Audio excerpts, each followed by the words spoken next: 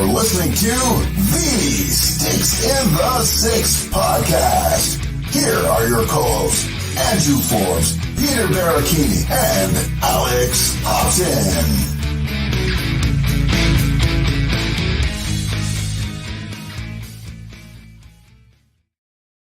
Happy New Year, everyone. Our first episode since 2024 begun. I mentioned it, I think last episode that we were on, I was going through a little bit of a rough patch with the whole health. So I look like I just came out of hibernation.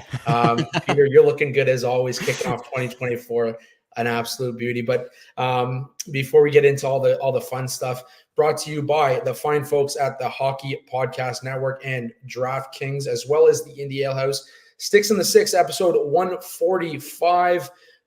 It's just the two of us again tonight, but super excited to get it going here. It's been a while since we sat down and talked hockey. We got a lot of Leaf talk. We got some interesting trades happening in the NHL right now. And of course, the PWHL is kicking off and it is thriving. But before we get into that, Peter, Happy New Year. Merry Christmas. How you doing, buddy? Absolutely, man. Great to be back chatting hockey with you. Hope you had a fantastic Christmas as well. Happy New Year. I'm loving the beard, though. I'm loving the beard. It's back to that old, what you used to have before. No trimming, no nothing. There you go. That is like 100% Andrew Forbes beard right there. That's it looks right. lovely. I know we took a bit of a break, the holidays and everything like that. It went pretty well. Obviously, as I mentioned, I went to Montreal to visit family. Surprisingly, no snowstorm, easy ride there and back. So I really cannot complain about that considering what happened the year before. But it was nice. Food was good. Drinks are flowing. Came back a little bit, quiet for New Year's Eve. But you know what? Now that hockey's back and running, now that we have a lot of Leaf content, or not like we didn't have Leaf content to talk about before, but it seems like every single day right now, it's been a very hectic last couple of weeks with everything. But how are you doing, man? Well, like I said, it's been a bit of a struggle the last month, man. I've whether it was bronchitis or who the hell knows. I almost didn't have a voice. I was wondering, my podcasting future was up in the air, but you were not on LTIR. I was on LTIR. You guys had a little extra salary room to move around, but I hope you weren't looking to add a new one. But anyways, I am back. I'm happy to be back. We had a good Christmas, good New Year's. Obviously, Canada couldn't get done at the World Juniors, so disappointing in that sense. But what a gold medal game! A lot of feistiness from Lane Hudson, so a lot to look forward to in the Atlantic Division with the Montreal Canadiens. But it's good to be back talking hockey, guzzling those brews like we always do, and just getting back into the grind here as we are on the home stretch here in the 2023-24 season. Of course, we got to kick it off with some outside news. PWHL kicked off in 2024 on New Year's Day. And Peter, I don't know about you. I watched it. It is such a great product. There was physicality. There was end-to-end chances. Man, these women are ready, and they've been dying for this in-your-face professional league for years now, and finally it's here. And it was the best way they could have kicked it off on New Year's Day prior to the NHL's Winter Classic. What are your thoughts? Man, it was a long time coming. I mean, like you said, they've been building for a professional women's league for a long time. We're trying to make it consistent and, get that revenue, get that pay, get those contracts out for the players, because it's deservedly so. And this is the reason why you're seeing the sellout crowds. You're seeing everybody buy in. You're seeing everyone get involved, and you're seeing the top names, live up to the potential and the hype. And it's not just international competition anymore. We're seeing this regularly. And, we're already seeing the rivalry from Canada, US carry over into this with certain players on specific teams right now. That rivalry is still going on. And we're already getting a little bit of that animosity. And like you said, the feistiness as well. It's been a long time coming, like we said. And I am so glad that this is happening right now, because I was really excited. I was watching Toronto's first game, and, obviously not the desired outcome. They lost. And, there were a lot of jokes that, Toronto sports teams, losing when it matters most or whatever. So it was already happening. But you know what? The first few weeks of this league is already great. It's fantastic. You couldn't have asked for a better start with this, with everybody buying into it. And for everyone out there that's saying that, oh, no one's really going to care about the women league or whatever, the women's league, guess what? The numbers don't lie. The sellouts don't lie. The ticket numbers don't lie. And once they start to get more revenue in, everything's going to expand a little bit more. You're going to see arenas with bigger seats or more capacity. You're going to see, the clothing line, the merch, and everything start to take off even more, especially when they get logos. That's going to be huge. And I think right now they're in a great spot.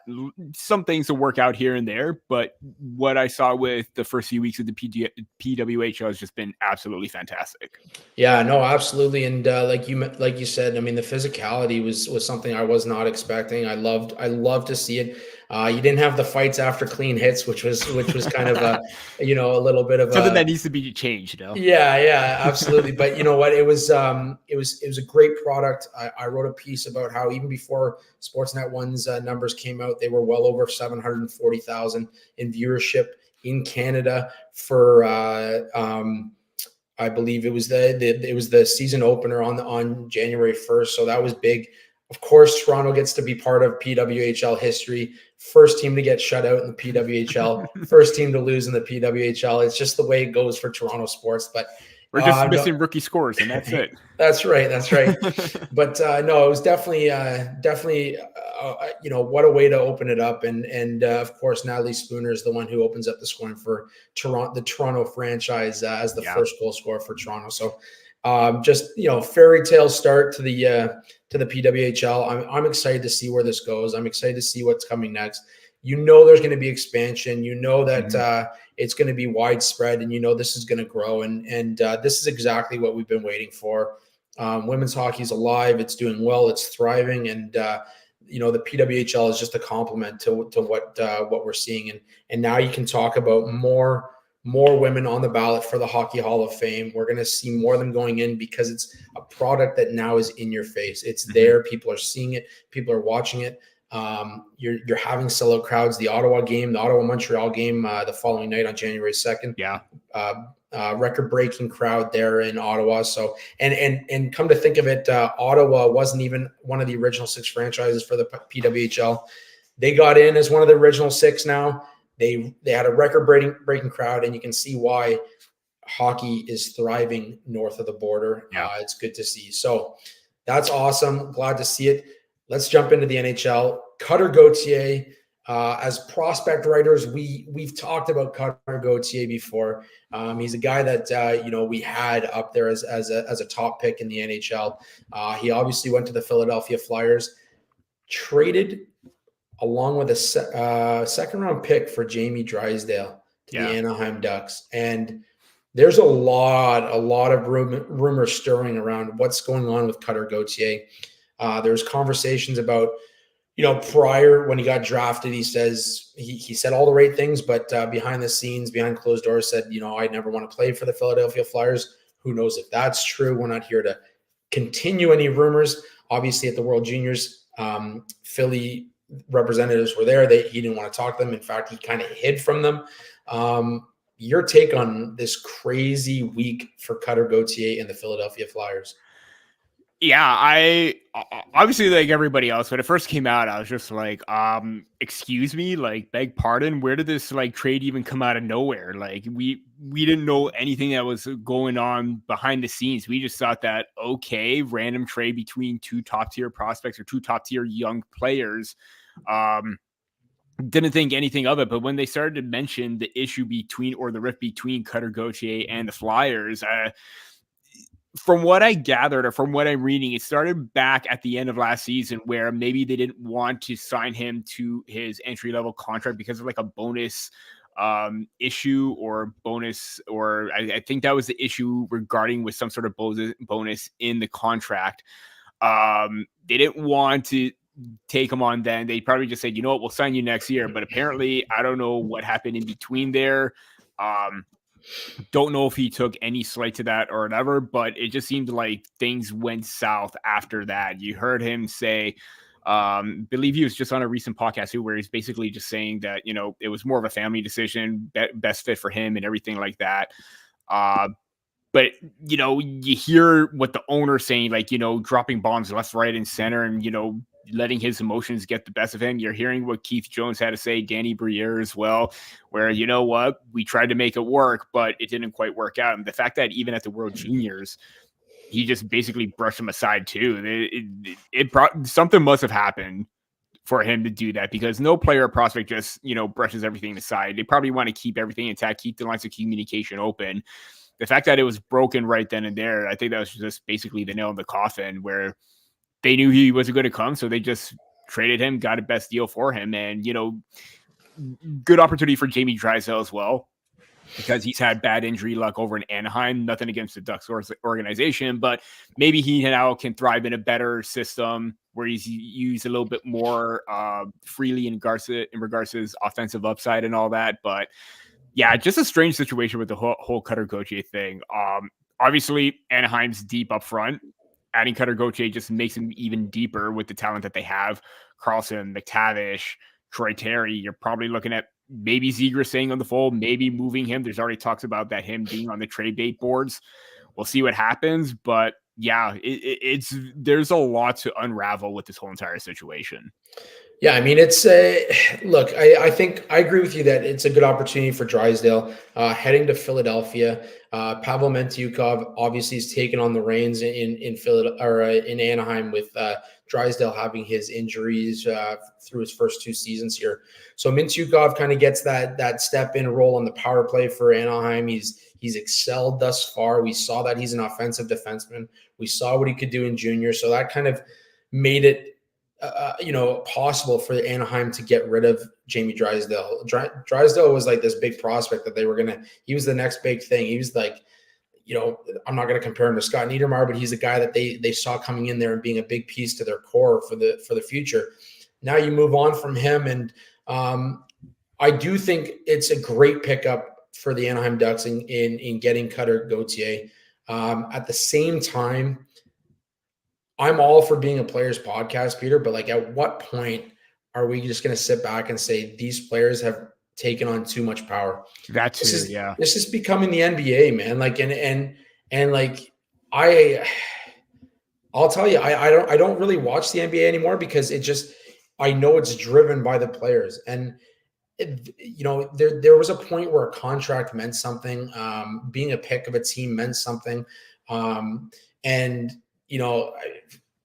First of all, shame on the Flyers fans for like basically crucifying Gauthier's family. And even the I don't know what outlet said that they were blaming Kevin Hayes for that too. Yeah. Jesus, come on, man. But like on top of that, like this is a team that got Eric Lindros because of the same situation. So it just kind of, it's ironic that it's their fans that are bitching and moaning at this point. But at the same time, like, you were drafted by this team. They're giving you an NHL opportunity, and to me, like, there's got to be some loyalty. And there's so much lack of loyalty now in professional sports right across the board. It's not just the NHL. It's not the NBA. There's no loyalty anymore, and that's why, like, we'll get into it in a bit with the William Nylander contract. But to have him kind of come out and say, "This is home. This is where I want to be. I want to retire Maple Leaf," like that was the most satisfying thing that I heard out of the whole contract negotiations from start to finish was him saying that. And to see the loyalty of a player in the NHL, in today's NHL, was just so heartwarming. I don't know. I hope that both sides succeed. I hope Gauthier succeeds. I hope Drysdale goes to Philly and goes on to have a great career. But I think there's too much power in the hands of the players these days. And, if you want to sign as a free agent, absolutely. If you want to demand a trade, I'm not here for it really. Yeah. And unless there's like this major personal reason like that we don't know of, and I'm not going to sit here and say that there isn't, but there's just so much smoke around this trade, and like, to hide from the team like that. When they fly to Sweden to talk to you and try and negotiate. And if this is about the fact that you didn't get signed to your ELC last season, I mean, cry me a river, man. Like there's more to it. There's more to it. I'm just reading Elliot Friedman's, making sense of what happened. I believe that they didn't want the contract to slide or if he did sign his entry level contract, it probably could have slid, but they probably would have got burned in the process if he got to 10 games. If he signed and played at the end of last season. And I don't think Philly wanted to do that. I think kind of like similar to the Matthew Nye situation where maybe he wanted to make the decision to go back, try to win, and then sign his ELC after. But like you said, it seems like there's more power going into the players where, in Nye's situation was a little bit different. He wanted to go back and win. Totally fine. It's not that there wasn't any doubt that he wasn't going to sign. Possibility lingers, but you don't know. In this case, it just seems like he had more power over everything. And like you said, it seems like for a player that really hasn't established themselves as an NHLer, not even to play one game, to have that much control. I mean, if he did want to say up front, yeah, I'm gone, I don't want to be here anymore, totally fine. At least you're being honest. But to let it slide and to have that kind of like, shade thrown back at the team, not even answering any comments, that does, it does rub you the wrong way. Yeah, no, I 100%. And like I said, I wish well for both sides. Philly might be better off in the long run without somebody like that in the room, and we'll see how it plays out in Anaheim. I mean, Anaheim's got a long way to go before they're even relevant. So, I mean, I think he kind of played himself into a bad situation. But yeah, at the end of the day, the Flyers were competitive. The Flyers are competitive, and the Flyers are going to continue to be competitive. And like they have goaltending, Carter Hart. They have the pieces up front. They just need to fill some gaps, and they could be a competitive team. Anaheim, especially if they're talking about trading Zegras, like I don't know. Don't get me wrong, they're an exciting team, but they got a long way to go. So let's get right into the Maple Leafs. I think we all knew that this was going to happen at some point. We knew that this contract was going to get signed. It was just a matter of when, whether they were going to announce it in Sweden. We were all hoping that they were going to announce it in Sweden. That would have been perfect. Then I was kind of hoping that, he's going to be the team's all-star and they'll announce it at All-Star Weekend. And right smack dab in the middle, they decide to announce that they signed William Nylander to an 8-year, $92 million contract. Jump back. What number did Michael Nylander wear? 92. There you go. So I don't know if there's anything to it, but $11.5 million. Peter, what are your thoughts on the William Nylander contract? I mean, I'm just going to get off with the number first. 11.5 million. You weren't going to get anything lower. Nylander with the last two seasons putting up 80, 87 points, and then looking to surpass that this season. You're seeing that year-to-year consistency, despite being the first 3 years kind of being inconsistent at times, but he made up for it in his last 3 seasons. So, like, he proved that he deserves to be one of the top paid players and a top tier winger in the NHL. I do think that maybe you could argue it was maybe 500,000, 750,000, or maybe $1 million too high, whatever. But there was no way that he was going to balk from that after the start that he had and the consistency that he's played with throughout the whole entire season. Third in league scoring, or he was around like, 5th or 7th in between there. He was in top 10 throughout the whole entire time, and he deserved every penny. He did. He got paid. And, the same time, cap's going up. He still has a small percentage of the team's cap hit around this time, where maybe Mitch Marner still has the same highest one. So maybe it wasn't all that much important for him. He just wanted to get a big payday. But 8 years, it's huge. It's really great for him. Like you said, the fact that he said that he wanted to be in Toronto, he said he basically called this home because this is the longest he's been in one city for this certain amount of time, really. And like you said early on, to hear that, it really shows that he's committed here. They want to win a championship. They have faith in the core. And now the thing is, hopefully he can live up to this contract and continue to produce at this high level. I'm pretty sure he's not going to, let this opportunity squander, because then there's going to be backlash. I think he's going to, stand pat, and he's going to make sure that this deal isn't going to backfire any way, shape, or form. This was what he wanted to do. And you know what? Throughout the whole entire process too, you heard at least some positivity throughout the whole entire season. And it started with that insider trader segment where I think it was LeBron who said that, there is, positive steps and talks on each side. Like the open lines of communication were open. Kind of not the same thing that happened when he was coming out of his ELC. Kind of looked like that in the summer when maybe they said that the asking price is $10 million, but you know what? Nylander put his money where his mouth is. He let his play dictate what his value is going to be, and he's playing like an $11 million man right now. Yeah, I mean, can we both agree that if he went to market, he'd be making more than $11.5 million? Probably, yeah. I mean, Absolutely. I don't think there's any question that this guy would have gotten more than $11.5 million, especially because it would have been just a 7-year contract if he went to the market. This would have been, you would have seen a higher AAV. I'm not going to call it a hometown discount, but the Leafs got a discount on a guy who's right now sitting 10 points back from the league lead in points, 10 goals back from his teammate in goals this season. And he's top 11 in goals in the NHL. He's top 3 in points. There's no reason why you shouldn't give this guy $11.5 million. And he signed up for the long run. This guy's here for 8 years. He wants to make it happen. Yeah. He said he wants to win a cup in Toronto. He wants to retire a Leaf. The whole time, from start to finish, this kid's been saying everything perfect, everything right. And I think he meant every word of it, which is not, like we said, there's no loyalty in professional sports anymore. This is the epitome of a guy who's been loyal to his word from the get-go. As much as like people hated on him when he first came in, he was like frowned upon as the Leafs first round pick when he was picked. And now look at him. He's the most consistent player over the last 3 years, regular season and playoffs. And he's done wonders to his game. He's 14th all time on the Leafs in points.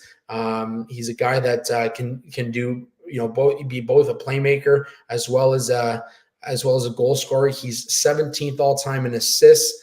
In terms of goals, he's up there as well. I believe he's sitting at 128 or 198. 15th all time. And let's look at games as well. Games played, I think he's got 500 and something, 559 as well. So 28th all time. So you're talking about a guy that at the end of his career, if he stays with the Leafs, is going to be among the top 3 across the board when it comes to those numbers. We always talk about retiring numbers and statues and all this BS. I'm not one for retiring his number until like a cup is won. That's just the way I am. Mm-hmm. Is this guy going to end up on Legends Row? I think he should. I know it's like way too early to say, but he would be falling in the footsteps of Borje Salming and Mats Sundin. Standing with the Swedes. I like it. Standing with the Swedes. Iconic Maple Leaf legends who were Swedes. Borje Salming basically paving the way for Swedish players in the 80s. Sundin being an iconic legend himself. Maybe on bad terms going to Vancouver, whatever, but still a Maple Leaf at heart. He went into the Hall of Fame as a Maple Leaf. You're looking at his play right now. It's just under a point per game, but let's just throw this out there. We were talking about games played. He really hasn't missed a whole lot of games played, except for maybe that season where he missed half the season because of the contract stalemate. 2019-20 ended because of COVID-19. It was shut down. He was probably on pace to finish around the 78, 80 game mark, 82 game mark, 51 in 2021, which was that, lockout shortened season. I believe they played 54 games, if I'm not mistaken, around there, 52, 54. Still, missed very little time there. Missed one game in 2021, 22, played a full 82 this season, and he hasn't missed a game this season. This is a guy that's very durable. And if his skill set is still going to, carry over into his early 30s, even towards the end of this contract, I think he's going to be in the bet. Like, he takes good care of himself. Like, let's be realistic. If he's able to stay in shape, maintain his health, and not suffer any drastic injuries, he's going to go far. He's going to be up there with Matthews and Marner breaking team records. And I think they're going to be 1, 2, 3. And just one more point to add to. Actually, 2 more, actually. One is just going to be a little bit of a tangent. With him off the board right now, you're looking at Steven Stamkos being the marquee name. He's 34. You don't know if Tampa Bay is going to re-sign him or not. Elias Pettersson is probably a given that he's going to re-sign with the Vancouver Canucks. After that, it's Sam Reinhart, You know, he's making 6.5, but is he really going to be anything more than what Nylander is right now? Probably not. Maybe 8, 9. You're looking at other players behind him: Tyler Bertuzzi, Teuvo Teravainen, Jason Zucker.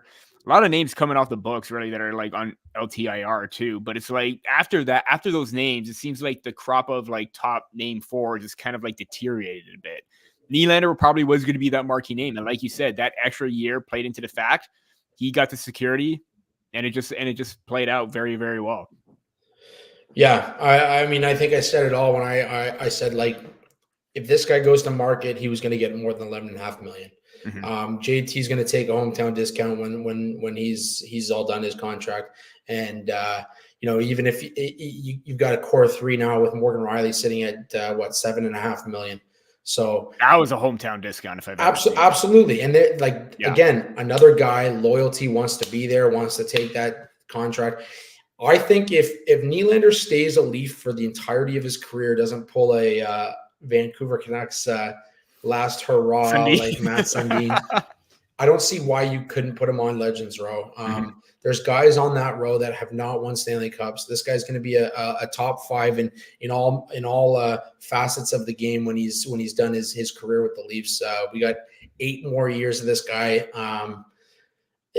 I don't see how you don't consider it when it's all said and done, but we'll see. That's going to be a debate for the next 8 years, and I'm happy that it's going to be a debate for the next 8 years. I'm excited to see what this kid's going to bring to the rink every night, and he's a personality, man. This is the other thing. How many of these guys around the NHL want and can play in front of the Toronto crowd and put up with the criticisms that he doesn't care. He does not care, and that's the big thing. That's the difference between, let's say, William Nylander and maybe I'm not going to throw in another Ryan O'Reilly. Ryan O'Reilly. There you go. He ran to Nashville because he didn't want to put up with the home crowd, and like that's fine. It is what it is, man. Like he wanted to play his game and do his thing away from the home crowd and not be like the focal point of the lineup, and that's fair. You're allowed to make that call, but there's very few star players that can put up with the criticisms that he's put up with over his career and that have, played in front of a market that is so. He thrives on that. He thrives on it. He wants to excel. He puts up with guys like Steve Simmons and shit all the time. Like, I mean, don't discredit what he does off the ice, right? Like, I don't know. I just think I think it's a great signing. I'm happy. If you follow Alex on Twitter, you've seen his little his video clip that he did. It was fantastic. Just get it done. It's not your money. It's not your money at the end of the day. So, they did what they need to do to get it done. How many times can you lock up a star player like that? And they did it. So next order of business for William Nylander is the All-Star game. And we're going to jump into that because, one, we are hoping to be there. We will get into that a little bit more as it kind of comes to fruition, hopefully. Wink, wink, nudge, nudge. Wink, wink, nudge, nudge. Let's go NHL. Let's go THPN. We're getting there. But it's in Toronto, man. It's you're in the hockey mecca. Austin Matthews is already named to the NHL All-Star team. There's lots of votes going for John Tavares. Right now, Mitch Marner's in that group that will be named to the All-Star team. William Nylander should be named to the All-Star team. I don't see why you wouldn't. He's a top 3 scorer in the NHL. Currently leading the fan vote as well right now. And it's double vote day. So if you're on social media right now, hashtag the shit out of All-Star vote William Nylander. Get this guy to the NHL All-Star game in his home. Okay, in his home, his quote unquote home. Yeah.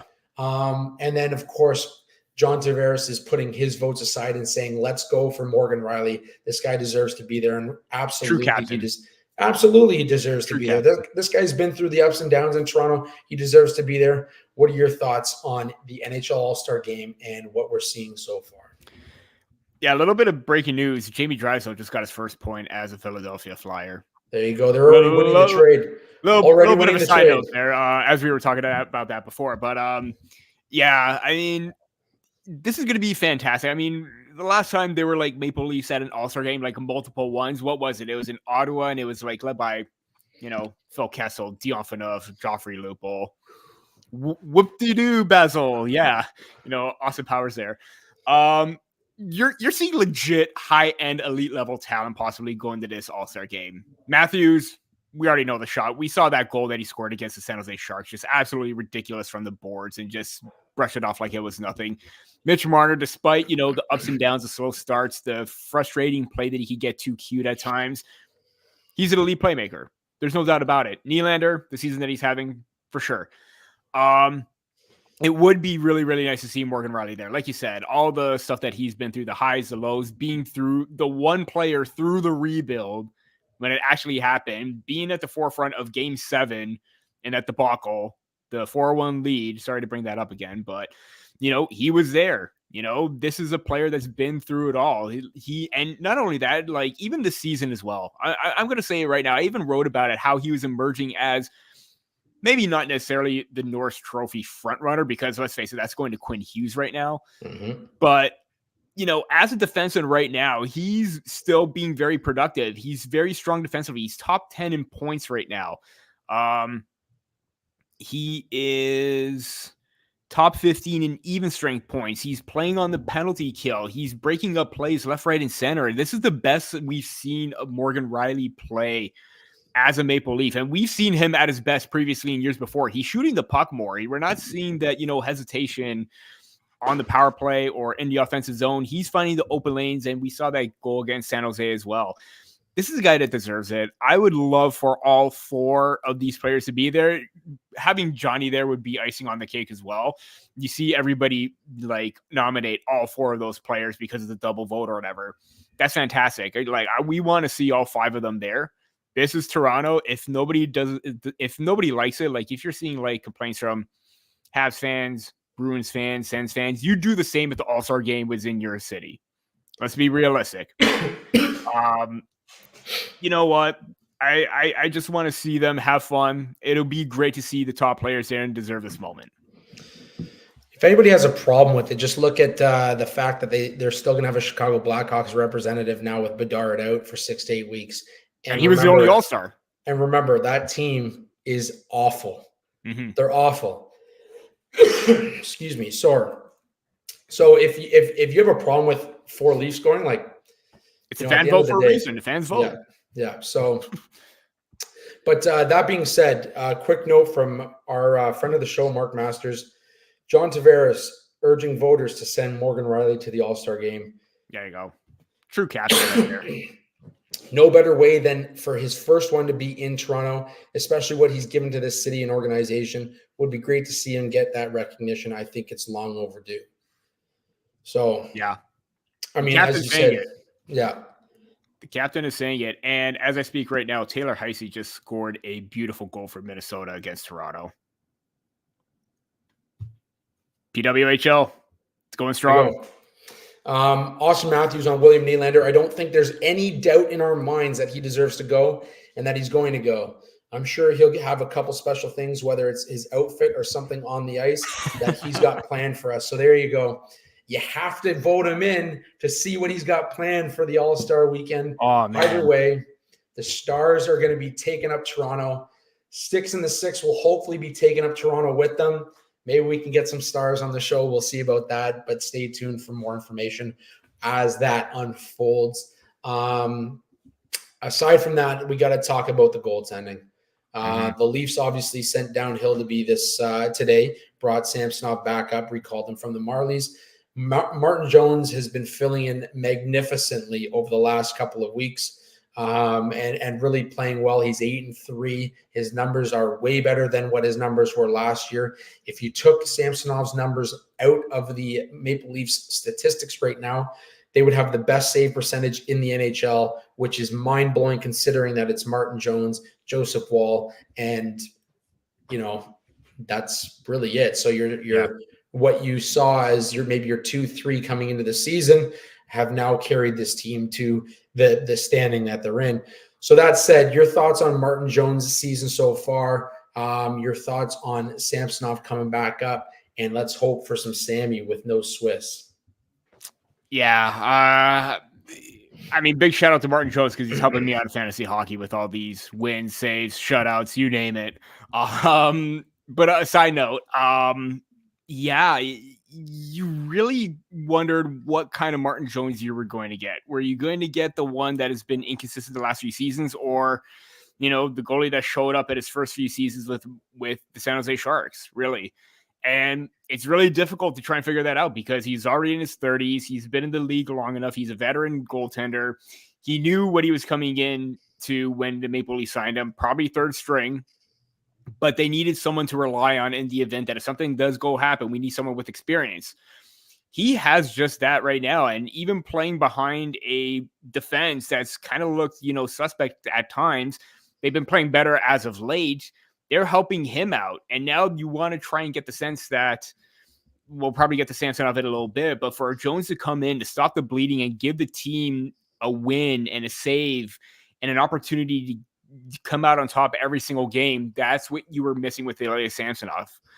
You've seen him make not necessarily highlight reel saves, but ones that were very steady. He was square with the shooter. There were no rebounds. And when there was one, quickly on top of it to blow the play dead. I mean, you couldn't have asked for a better outcome with Martin Jones at this point. Obviously, it was a little bit of a risk.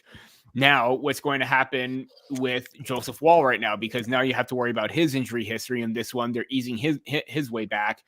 Is Jones going to be the one that you're going to carry throughout the whole entire season right now? Or maybe if he plays better than Joseph Woll, is he going to overtake him and Woll goes back to being the backup? Who knows? You got like a little bit of a goalie carousel going around right now, but either way, that's like kind of like a later problem to deal with. He's playing well. You probably don't want to overwork him at this point. I mean, he's already played started in 3 of the 4 games anyways this past week, or all 4 of them. It's like at some point, do you consider his age a factor? Do you consider the fact that, if he's still good to go, he's good to go? Let the player dictate how he's going to play or dictate like what games he wants to play in at this point.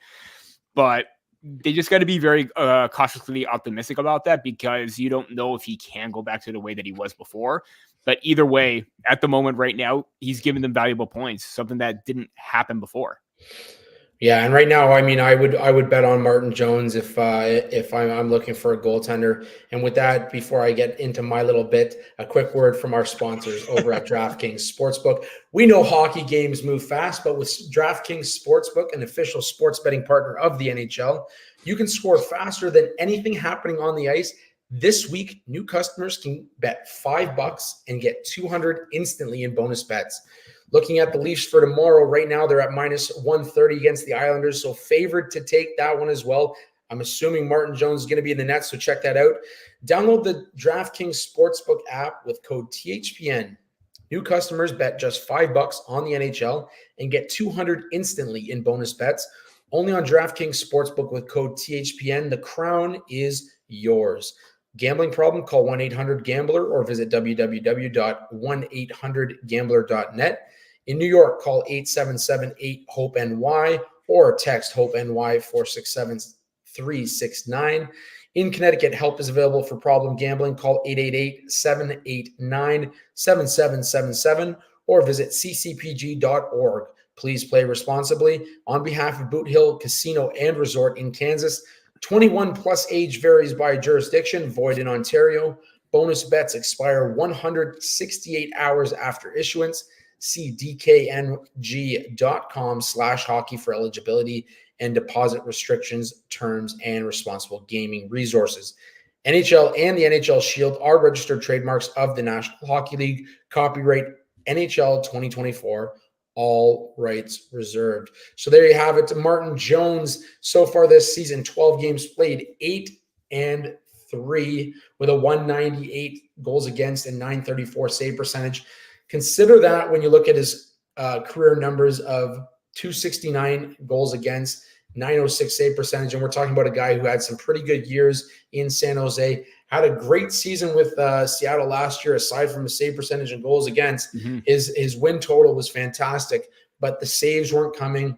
The goals that, the goaltending that they needed was not always there. The Leafs are getting it right now from Martin Jones. And that's I mean, that's what they need, is some guy to fill the void until either one, Samsonov figures out whatever's going on up here, and Joseph Wall comes back healthy 100%, because you don't want him coming back too early, especially with an ankle injury.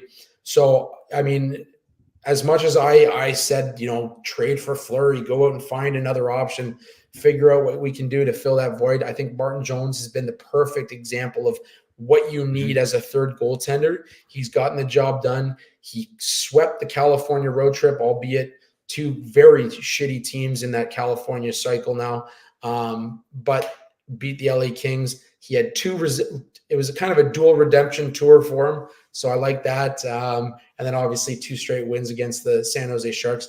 I would have loved to see Hildeby get into a game. Obviously, that wasn't an option. He's an AHL All-Star.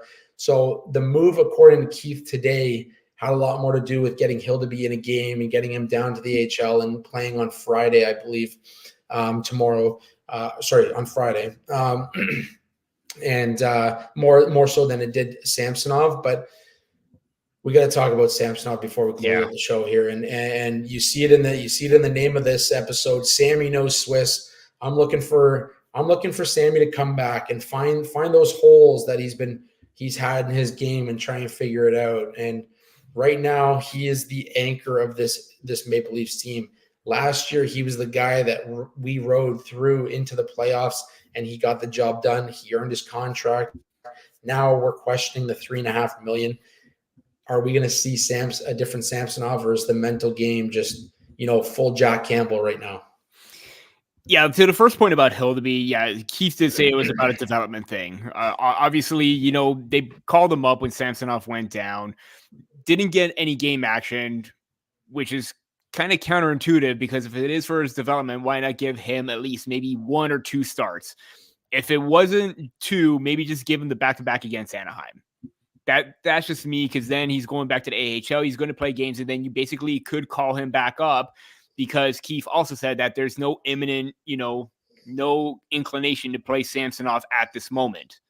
So call Samsonov up to send Hildeby back down, play a game, then possibly call him back up for another back-to-back.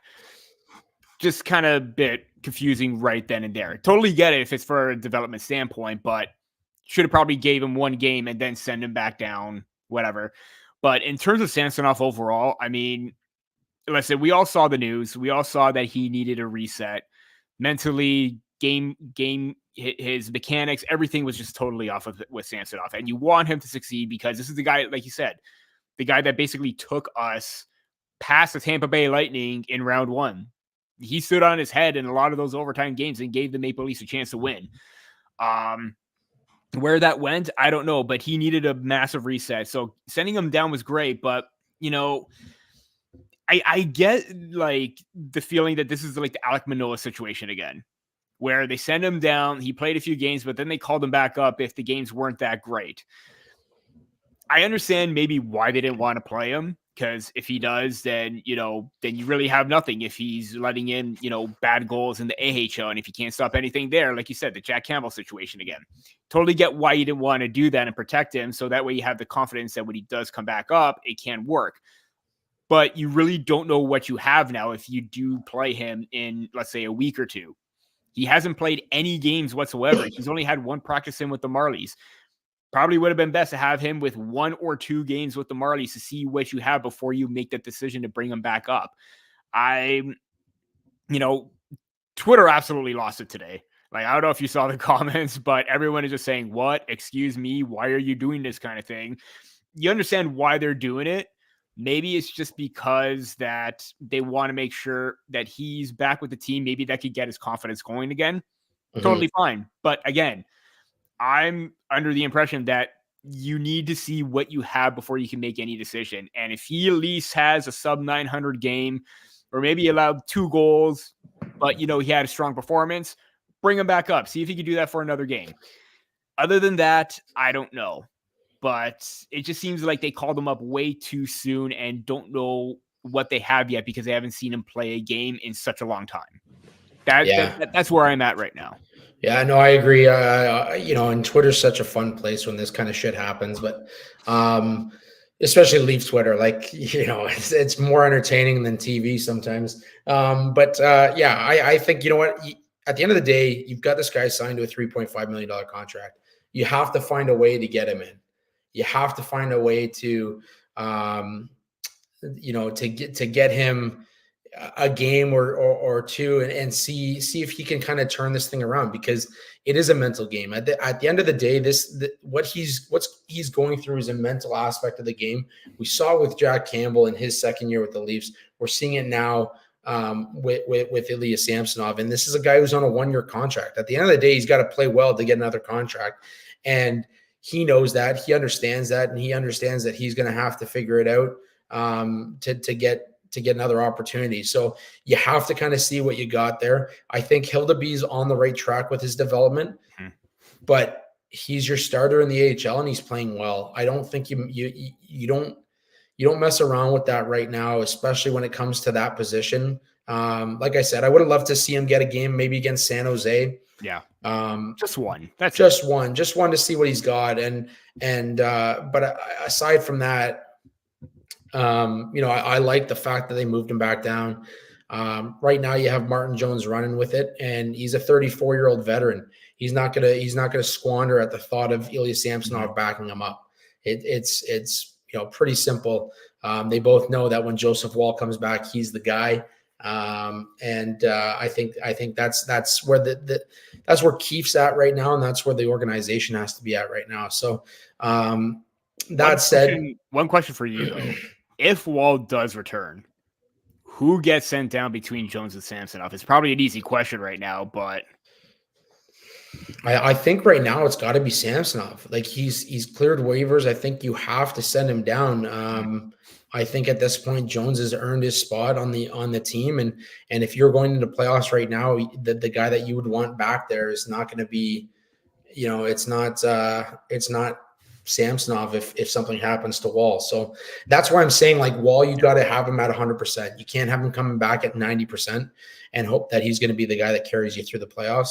You have to have him at 100%. We saw what Vegas did last year with 4 goalies getting an opportunity to play in playoff hockey. They had, they were on goalie number 4 or 5 by the time they won the cup, and Aiden Hill got a contract out of it. So that's what you got to look at. I think Martin Jones understands that. He's a veteran guy. He knows what to expect. Joseph Woll's the guy. He's the future right now. Hildeby's right there. We've talked about Artur Akhtiamov. There's going to be a time when he comes over as well. Vyacheslav Peksa is right there as well. Maybe not as high ceiling as guys like Akhtiamov and Hildeby, but he's a guy that offers some stability within the organization as well. So the Leafs are going to be okay in goaltending, and that's the first time you've heard me say that in a long, long time. Yeah. And I think right now the focus has to be on Woll in the future, and just kind of fill the hole where you can. And to me, right now, that's not Samsonov. Yeah, no, 100% agree. And you look at how, like, the type of goals that Martin Jones has let in. It's either there have been a few, like, deflections here and there, but I think there was maybe one that maybe got away from him, was a bad bounce and everything like that. I think it was against Ottawa. But other than that, you really haven't seen those kind of, like, those soft goals that Ilya Samsonov let in, like 3 or 4 against the Buffalo Sabres. So you have to wonder that, even though if Samsonov does come back, who are you going to go with? Or you better go with the hot hand and the goalie that that you've seen that can be a little bit more consistent than Samsonov, whose play has been kind of streaky at this point right now. And like you said, you need, even if Jones is the backup and Woll doesn't have as great of a few outings, you could rely on him to take over the starter role. Yeah, no, absolutely. I couldn't agree more. But with that said, just a quick note, a little more breaking news from Elliot Friedman here. It's official that Corey Perry is welcome back in the NHL. So you want to talk about mysteries, you want to talk about thrillers, there you go. Connor Bedard gets injured and Corey Perry is allowed back into the NHL. I don't know what's going on there. There's more to that story, but man, a lot of things we still don't know about. So there's, it's a lot of smoke and mirrors right now for that. So there you go. There you have it. Corey Perry could end up with a team by the deadline. We'll see what happens there. But Peter, anything else before we close it out on episode 145? I just want to say that, I'm back leading the draft coverage for THW. Happy to be at that post, co-leading it with, one of our managing editors as well. So really happy to be doing that. Draft rankings are coming out. We're already in the full process of getting stuff done, getting stuff prepped for when the time comes. So big news on my end. Also working on something about, the Maple Leafs defense, about one name that really hasn't gotten a lot more recognition during the season. But I've been really happy with his play. I don't know if you want me to say the name or not, but that's up to you. If you want to keep it a mystery, keep it a mystery. It's not Simon Benoit. As much as I go. love him, and I mentioned that he was one of the top 2 names standing out from free agency this year with Noah Gregor, it's not Simon Benoit, although I have liked his play so far. There you go. There you go. Well, as always, guys, you can follow us on Twitter or X or whatever you want to call it now.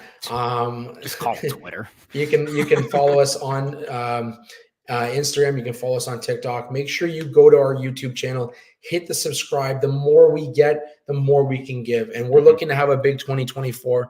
We rose again in 2023. We didn't mention off the top of the show, but we are up for the best hockey podcast this year again, down to 12 finalists. It's up to the fan vote. So if you're listening, if you're tuning in, head over to the Sports Podcast Network and make sure you vote for Sticks in the Six under the best hockey podcast category. We would love to be your 2024 recipient. It would be huge for us, especially just being 4 years in. As always, make sure you follow all of us on Twitter and subscribe, download, tell your friends, share it. Also, big shout out to the Hockey Podcast Network for all they do. They've got amazing shows. A lot of the shows up for that award are from the Hockey Podcast Network.